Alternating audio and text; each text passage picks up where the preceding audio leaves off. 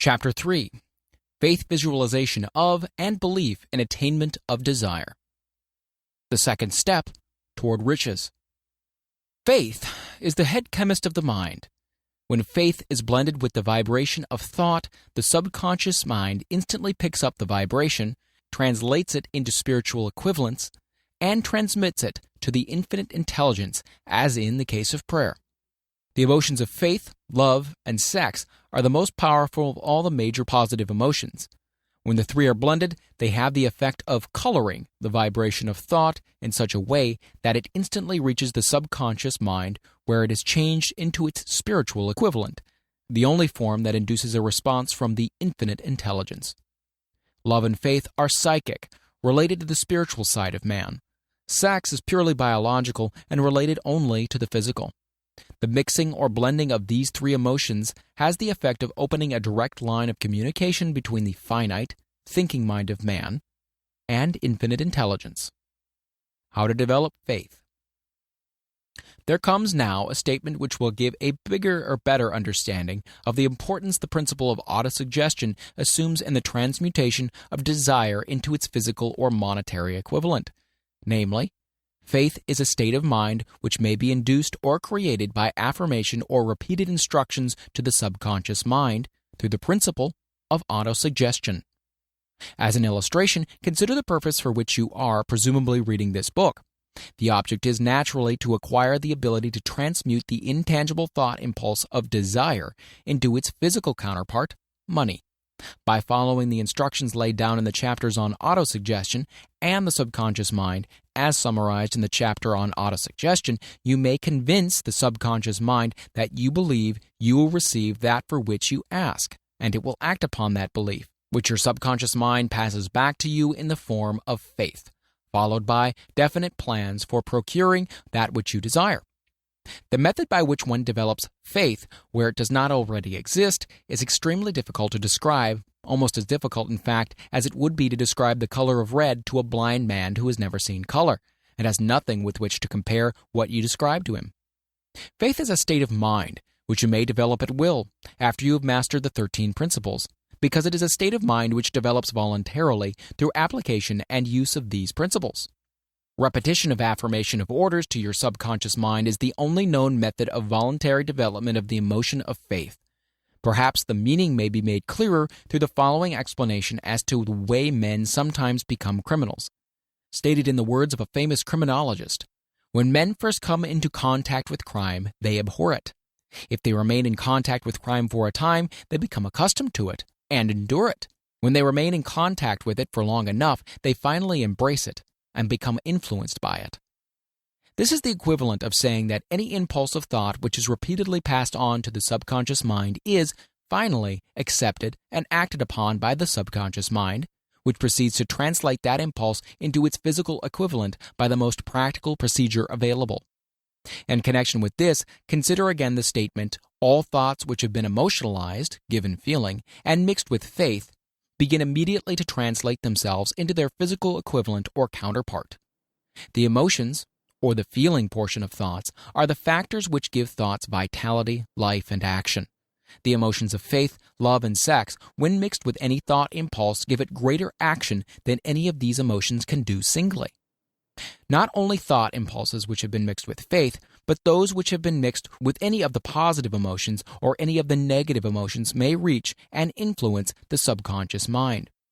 From this statement, you will understand that the subconscious mind will translate into its physical equivalent a thought impulse of a negative or destructive nature, just as readily as it will act upon the thought impulses of a positive or constructive nature. This accounts for the strange phenomenon so many millions of people experience, referred to as misfortune or bad luck. There are millions of people who believe themselves doomed to poverty and failure because of some strange force over which they believe they have no control. They are the creators of their own misfortunes because of this negative belief, which is picked up by the subconscious mind and translated into its physical equivalent. This is an appropriate place at which to suggest again that you may benefit by passing on to your subconscious mind any desire which you wish translated into its physical or monetary equivalent, in a state of expectancy or belief that transmutation will actually take place. Your belief or faith is the element which determines the action of your subconscious mind. There is nothing to hinder you from deceiving your subconscious mind when giving it instructions through autosuggestion, just as I deceived, quote-unquote, my son's subconscious mind. To make this deceit more realistic, conduct yourself just as you would if you were already in possession of the material thing which you are demanding when you call upon your subconscious mind. The subconscious mind will transmute into its physical equivalent by the most direct and practical media available any order which is given to it in a state of belief or faith that the order will be carried out. Surely, enough has been stated to give a starting point from which one may, through experiment and practice, acquire the ability to mix faith with any order given to the subconscious mind. Perfection will come through practice. It cannot come by merely reading instructions. If it be true that one may become a criminal by association with crime, and this is a known fact, it's equally true that one may develop faith by voluntarily suggesting to the subconscious mind that one has faith. The mind comes finally to take on the nature of the influences which dominate it. Understand this truth, and you will know why it is essential for you to encourage the positive emotions as dominating forces of your mind, and discourage and eliminate negative emotions. A mind dominated by positive emotions becomes a favorable abode for the state of mind known as faith. A mind so dominated may at will give the subconscious mind instructions, which it will accept and act upon immediately. Faith is a state of mind which may be induced by autosuggestion. All down the ages, religionists have admonished struggling humanity to have faith in this, that, and other dogma or creed, but they have failed to tell people how to have faith. They have not stated that faith is a state of mind and that it may be induced by self-suggestion. In language which any normal human being can understand, we will describe all that is known about the principle through which faith may be developed, where it does not already exist. Have faith in yourself, faith in the infinite. Before we begin, you should be reminded again that faith is the eternal elixir which gives life, power, and action to the impulse of thought. The foregoing sentence is worth reading a second time, and a third, and a fourth. It is worth reading aloud. Faith is the starting point of all accumulation of riches. Faith is the basis of all miracles and all mysteries which cannot be analyzed by the rules of science. Faith is the only known antidote for failure. Faith is the element, the chemical, which, when mixed with prayer, gives one direct communication with infinite intelligence. Faith is the element which transforms the ordinary vibration of thought created by the finite mind of man into the spiritual equivalent. Faith is the only agency through which the cosmic force of infinite intelligence can be harnessed and used by man. Every one of the foregoing statements is capable of proof. The proof is simple and easily demonstrated. It is wrapped up in the principle of autosuggestion. Let us center our attention, therefore, upon the subject of self-suggestion and find out what it is and what it is capable of achieving. It is a well-known fact that one comes finally to believe whatever one repeats to oneself, whether the statement be true or false. If a man repeats a lie over and over, he will eventually accept the lie as truth. Moreover, he will believe it to be the truth. Every man is what he is because of the dominating thoughts which he permits to occupy his mind. Thoughts which a man deliberately places in his own mind and encourages with sympathy, and with which he mixes any one or more of the emotions, constitute the motivating forces which direct and control his every movement, act, and deed. Comes now a very significant statement of truth. Thoughts which are mixed with any of the feeling of emotions constitute a magnetic force which attracts, from the vibrations of the ether, other similar or related thoughts. A thought thus magnetized with emotion may be compared to a seed which, when planted in fertile soil, germinates, grows, and multiplies itself over and over again until that which was originally one small seed becomes countless millions of seeds of the same brand. The ether is a great cosmic mass of eternal forces of vibration.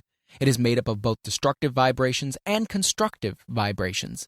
It carries at all times vibrations of fear, poverty, disease, failure, misery, and vibrations of prosperity, health, success, and happiness, just as surely as it carries the sound of hundreds of orchestrations of music and hundreds of human voices, all of which maintain their own individuality and means of identification through the medium of radio.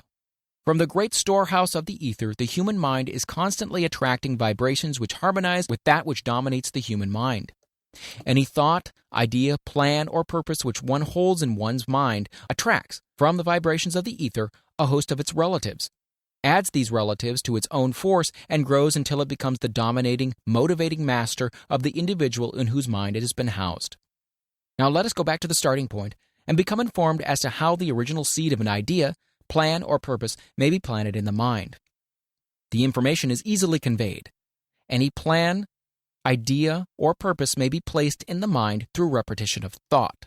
This is why you are asked to write out a statement of your major purpose, or definite chief aim, commit it to memory, and repeat it in audible words day after day until these vibrations of sound have reached your subconscious mind.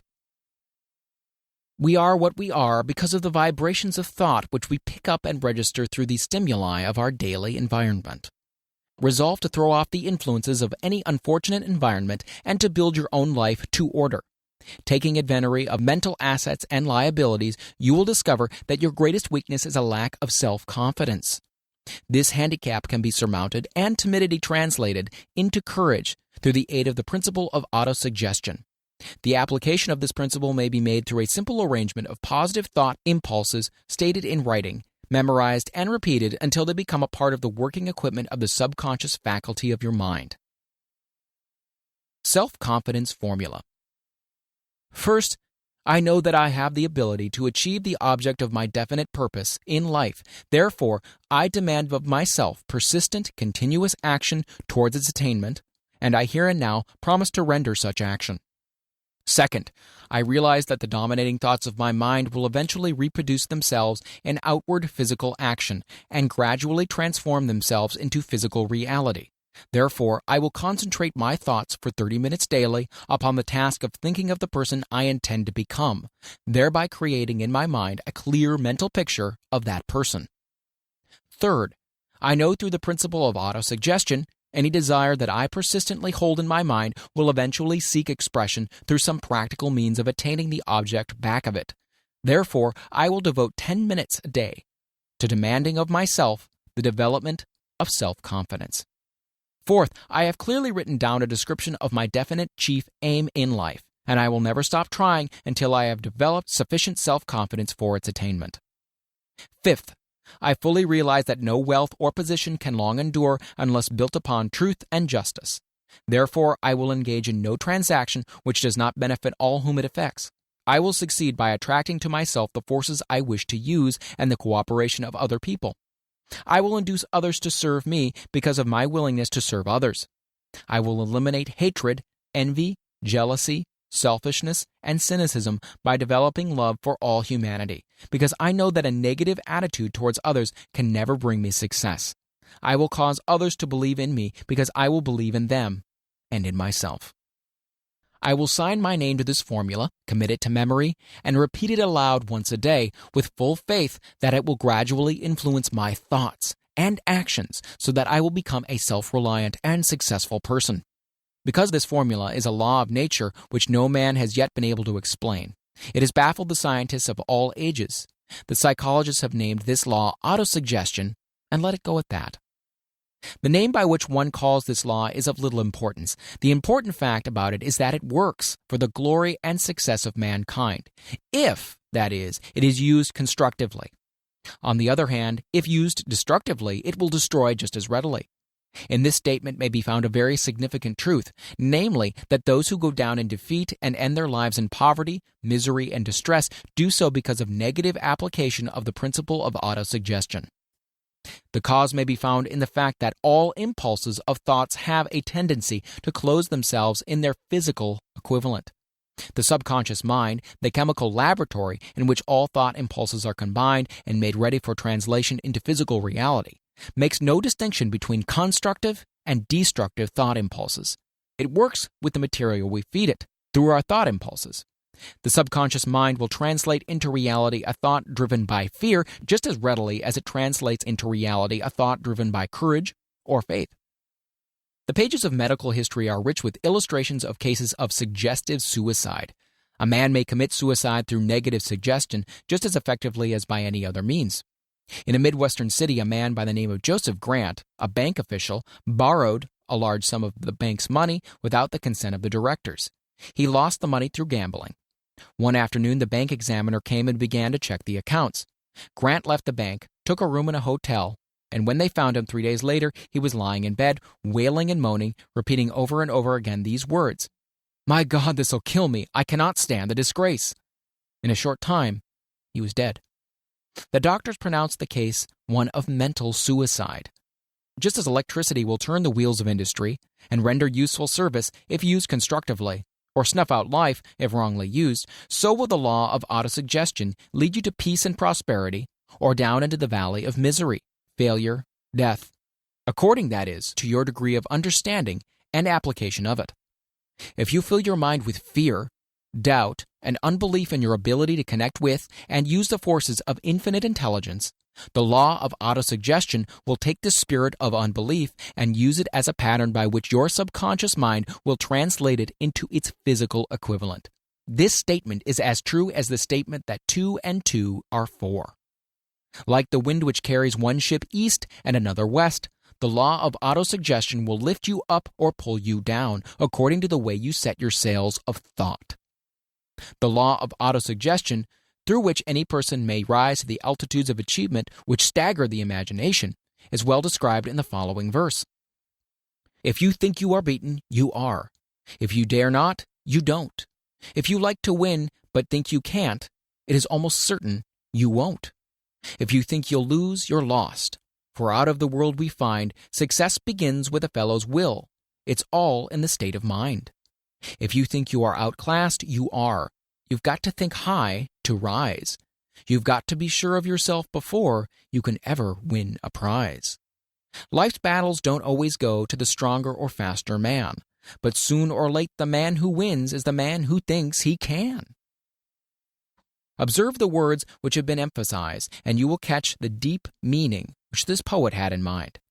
Somewhere in your makeup, perhaps in the cells of your brain, there lies sleeping the seed of achievement which, if aroused and put into action, would carry you to heights such as you may never have hoped to attain. Just as a master musician may cause the most beautiful strains of music to pour forth from the strings of a violin, so you may arouse the genius which lies asleep in your brain and cause it to drive you upward to whatever goal you wish to achieve. Abraham Lincoln was a failure at everything he tried until he was well past the age of 40. He was a Mr. Nobody from nowhere until a great experience came into his life, aroused the sleeping genius within his heart and brain, and gave the world one of its really great men. That experience was mixed with the emotions of sorrow and love. It came to him through Anne Rutledge, the only woman whom he ever truly loved. It is a known fact that the emotion of love is closely akin to the state of mind known as faith, and it's for this reason that love comes very near to translating one's thought impulses into their spiritual equivalent. During his work of research, the author discovered, from the analysis of life work and achievements of hundreds of men of outstanding accomplishment, that there was the influence of a woman's love back of nearly every one of them.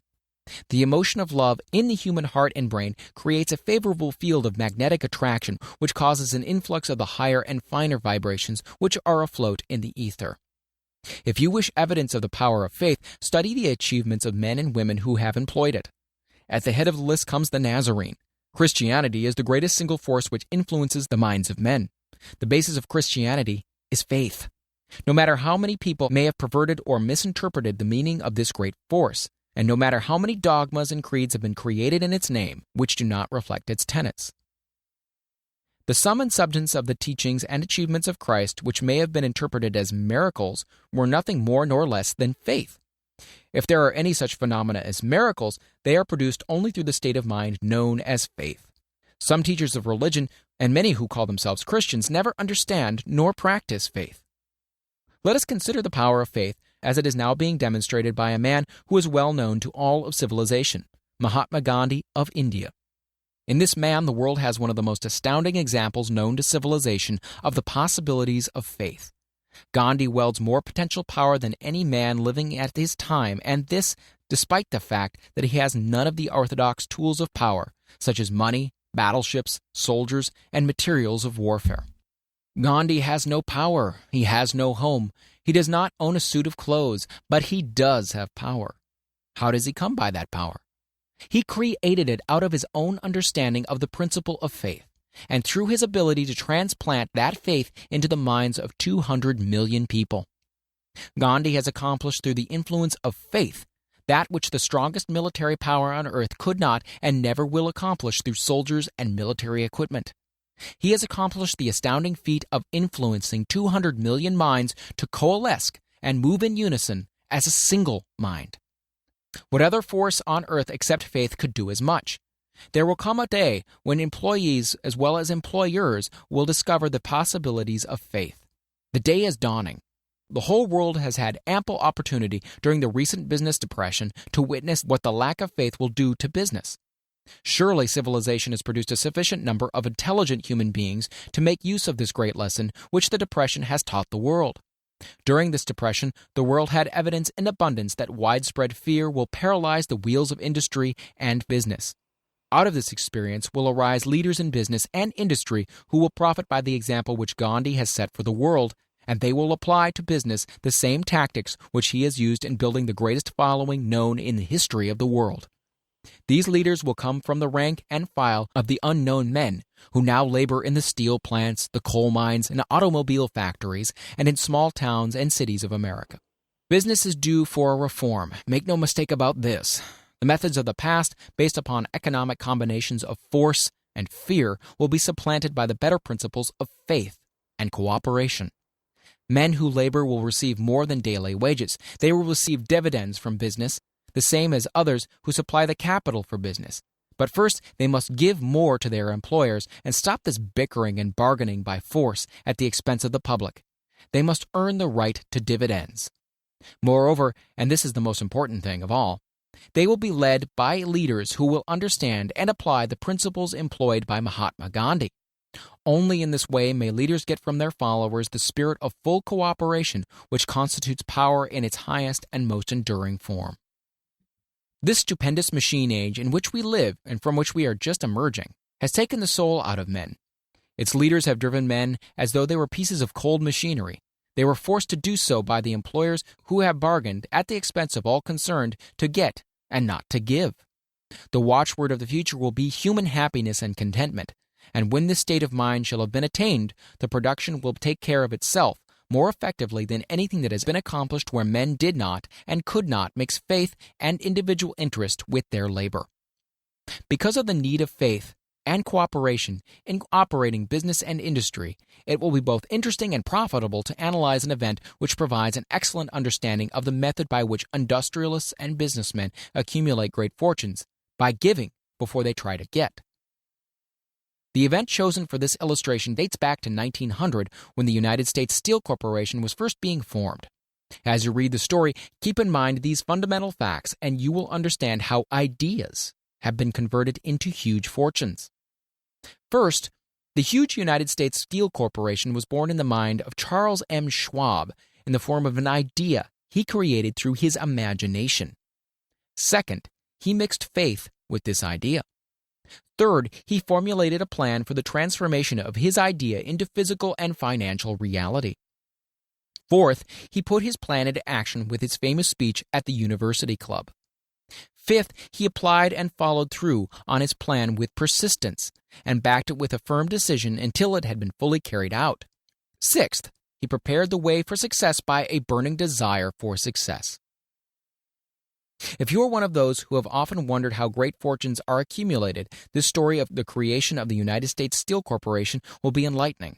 If you have any doubt that men can think and grow rich, this story should dispel that doubt, because you can plainly see in the story of the United States Steel the application of a major portion of the 13 principles described in this book. This astounding description of the power of an idea was dramatically told by John Lowell in the New York World Telegram, with whose courtesy it is here reprinted. A pretty after-dinner speech for $1 billion.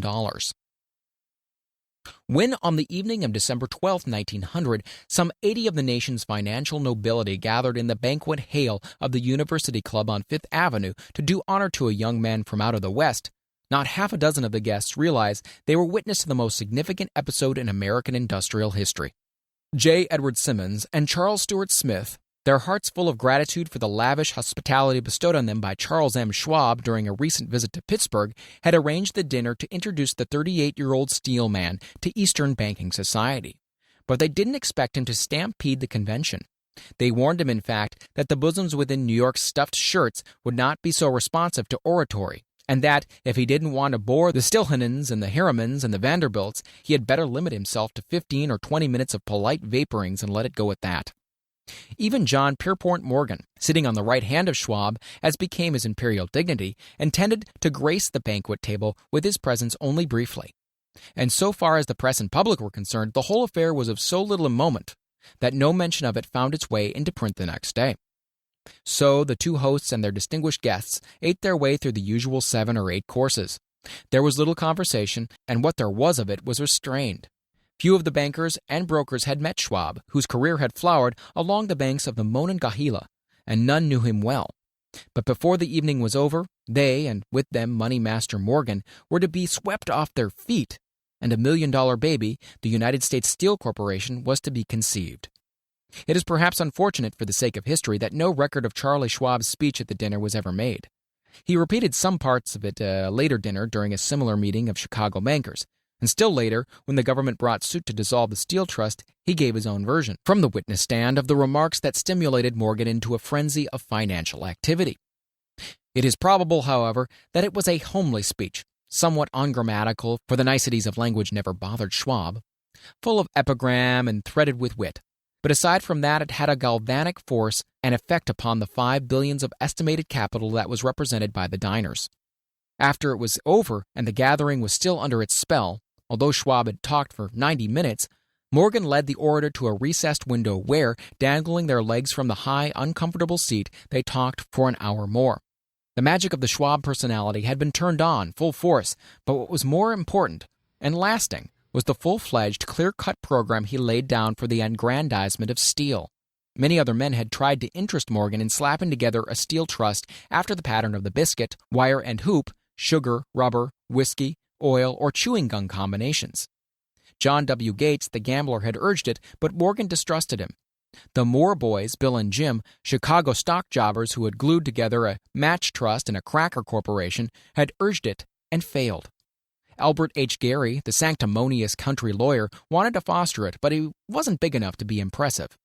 Until Schwab's eloquence took J.P. Morgan to the heights from which he could visualize the solid results of the most daring financial undertaking ever conceived, the project was regarded as a delirious dream of easy money crackpots.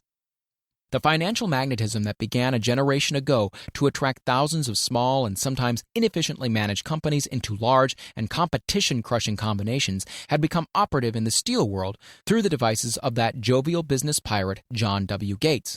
Gates already had formed the American Steel and Wire Company out of a chain of small concerns, and together with Morgan had created the Federal Steel Company.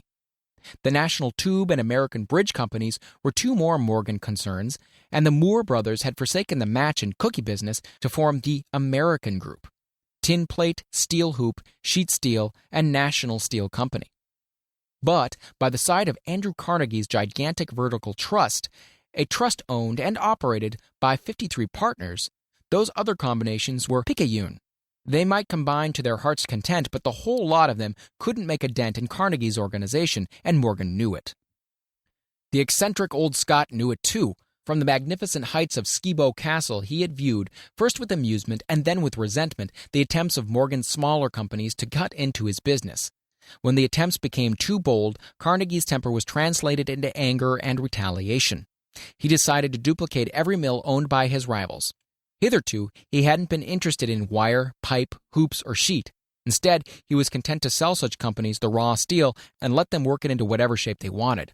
Now, with Schwab as his chief and able lieutenant, he planned to drive his enemies to the wall.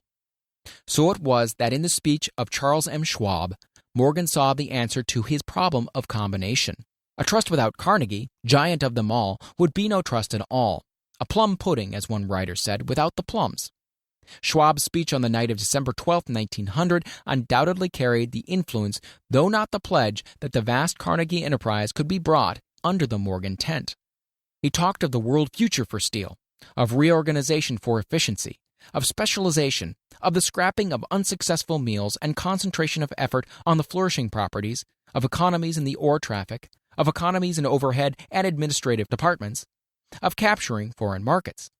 More than that, he told the buccaneers among them wherein lay the errors of their customary piracy. Their purposes, he inferred, had been to create monopolies, raise prices, and pay themselves fat dividends out of privilege. Schwab condemned the system in his heartiest manner. The short-sightedness of such policy, he told his hearers, lay in the fact that it restricted the market in an era when everything carried for expansion. By cheapening the cost of steel, he argued, an ever-expanding market would be created. More uses for steel would be devised, and a goodly portion of the world trade could be captured. Actually, though he did not know it, Schwab was an apostle of modern mass production. So the dinner at the University Club came to an end. Morgan went home to think about Schwab's rosy predictions. Schwab went back to Pittsburgh to run the steel business, while Gary and the rest went back to their stock tickers to fiddle around in anticipation of the next move. It was not long coming.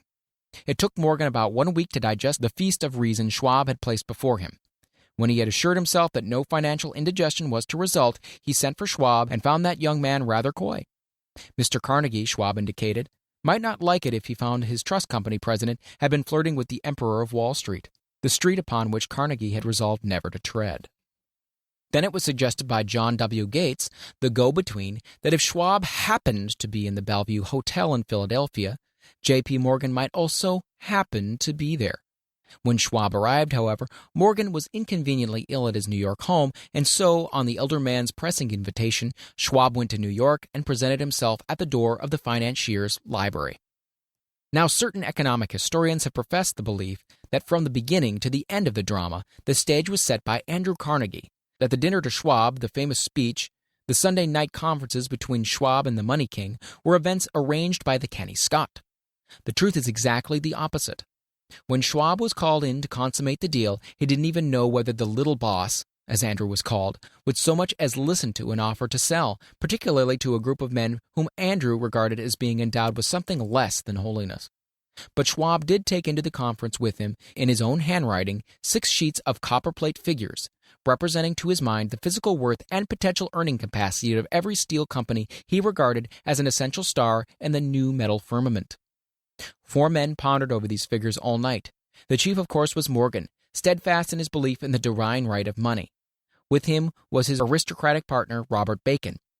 The third was John W. Gates, whom Morgan scorned as a gambler and used as a tool.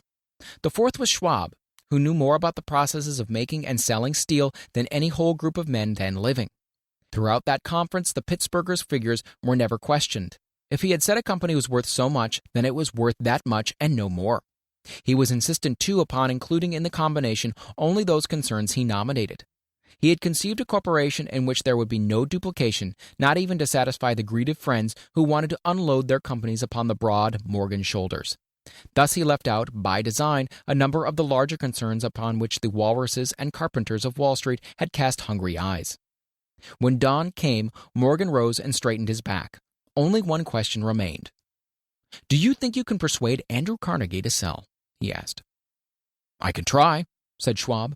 "If you can get him to sell, I will undertake the matter," said Morgan. So far is good, but would Carnegie sell? How much would he demand? Schwab thought about $320 million. What would he take payment in? Common or preferred stocks? Bonds? Cash? Nobody could raise $350 million in cash. There was a golf game in January on the frost-cracking heath of the St. Andrews Links in Westchester, with Andrew bundled up in sweaters against the cold and Charlie talking volubly as usual to keep his spirits up. But no word of business was mentioned until the pair sat down in the cozy warmth of the Carnegie cottage hard by. Then, with the same persuasiveness that had hypnotized 80 millionaires at the University Club, Schwab poured out the glittering promises of retirement and comfort, of untold millions to satisfy the old man's social caprices. Carnegie capitulated, wrote a figure on a slip of paper, handed it to Schwab, and said, "All right, that's what we'll sell for." The figure was approximately $400 million, and was reached by taking the $320 million mentioned by Schwab as a basic figure and adding to it $80 million to represent the increased capital value over the previous 2 years. Later on the deck of a transatlantic liner, the Scotsman said ruefully to Morgan, "I really wish I'd asked you for $100 million more." "If you asked for it, you'd have gotten it," Morgan told him cheerfully. There was an uproar, of course. A British correspondent cabled that the foreign steel world was appalled by the gigantic combination. President Hadley of Yale declared that unless trusts were regulated, the country might expect an emperor in Washington within the next 25 years. But that able stock manipulator, Keene, went at his work of shoving the new stock at the public so vigorously that all the excess water, estimated by some at nearly 600 million, was absorbed in a twinkling. So, Carnegie had his millions, and Morgan Syndicate had $62 million for all its trouble. And all the boys from Gates to Gary had their millions. The 38-year-old Schwab had his reward. He was made president of the new corporation and remained in control until 1930. The dramatic story of Big Business, which you have just finished, was included in this book because it is a perfect illustration of the method by which desire can be transmuted into its physical equivalent. I imagine some readers will question the statement that a mere intangible desire can be converted into its physical equivalent. Doubtless some will say, you cannot convert nothing into something. The answer is in the story of United States Steel. That giant organization was created in the mind of one man. The plan by which the organization was provided with the steel mills that gave it financial stability was created in the mind of the same man. His faith, his desire, his imagination, his persistence were the real ingredients that went into United States Steel. The steel mills and mechanical equipment acquired by the corporation after it had been brought into legal existence were incidental, but careful analysis will disclose the fact that the appraised value of the properties acquired by the corporation increased in value by an estimated $600 million just by the mere transaction which consolidated them into one management. In other words, Charles M. Schwab's idea, plus the faith with which he conveyed it in the minds of J.P. Morgan and the others, was marketed for a profit of approximately $600 million. That is not an insignificant sum for a single idea. What happened to some of the men who took their share of the millions of dollars of profit made by this transaction is a matter with which we are not now concerned. The important feature of the astounding achievement is that it serves as unquestionable evidence of the soundness of the philosophy described in this book, because this philosophy was the warp and the woof of the entire transaction. Moreover, the practicability of the philosophy has been established by the fact that the United States Steel Corporation prospered and became one of the richest and most powerful corporations in America, employing thousands of people, developing new uses for steel, and opening new markets, thus proving that the $600 million in profit which the Schwab idea produced was earned. Riches begin in the form of thought. The amount is limited only by the persons in whose mind the thought is put into motion. Faith removes limitations. Remember this when you are ready to bargain with life for whatever it is that you ask as your price for having passed this way. Remember also that the man who created the United States Steel Corporation was practically unknown at the time.